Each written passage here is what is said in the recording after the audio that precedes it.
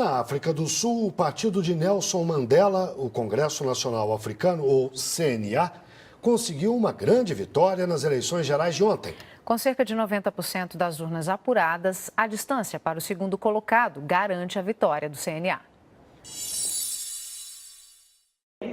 A Comissão Eleitoral Independente disse que o CNA obteve cerca de 63% dos votos. Em segundo lugar, a Aliança Democrática teve aproximadamente 22%. E na terceira posição vieram os esquerdistas chamados de Combatentes pela Liberdade Econômica, que obtiveram 5,5% dos votos. O comparecimento às urnas foi de 73% dos eleitores. O CNA, que liderou a luta contra o regime de discriminação racial, o Apartheid, tem dominado a política sul-africana desde que Nelson Mandela foi eleito o primeiro presidente negro do país em 1994. A economia tenta se recuperar da recessão de 2009. O índice de desemprego está em 25%. E o atual presidente, Jacob Zuma, foi acusado de usar fundos públicos para ampliar sua casa. Vamos conversar agora com Emir Sader, que está no Rio de Janeiro. Emir, boa noite. Como é que se explica essa vitória do CNA, se a economia sul-africana enfrenta problemas e se o presidente é acusado de envolvimento em escândalos de corrupção?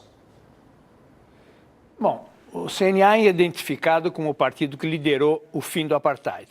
É o partido do Mandela, é o que implementou políticas sociais que melhoraram as condições básicas da maioria negra. Mas tem duas outras vantagens. Os descontentes dentro do CNA se colocaram a política de não votar, de abstenção, que acabou não canalizando os votos da oposição. E a oposição, como acontece em outros lugares, não consegue aparecer como alternativa. Era uma oposição liberal de origem branca. Como se viu aí, melhorou, mas teve 1/3 dos votos do CNA. Então continua a ser, embora com desgaste ao longo do tempo, 70%, 66%, agora 63%, continua a ser de longe o grande partido hegemônico na África do Sul.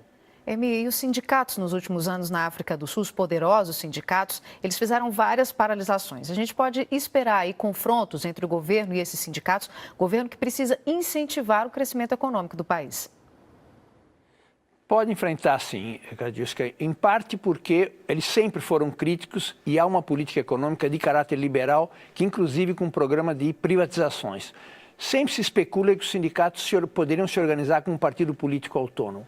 Acabaram nunca levando à prática isso, estão dentro do CNA, muito críticos pela esquerda e deve haver enfrentamentos sociais, porque a situação, sobretudo quando a crise na Europa se implementou a partir de 2008, é muito difícil para a massa da população.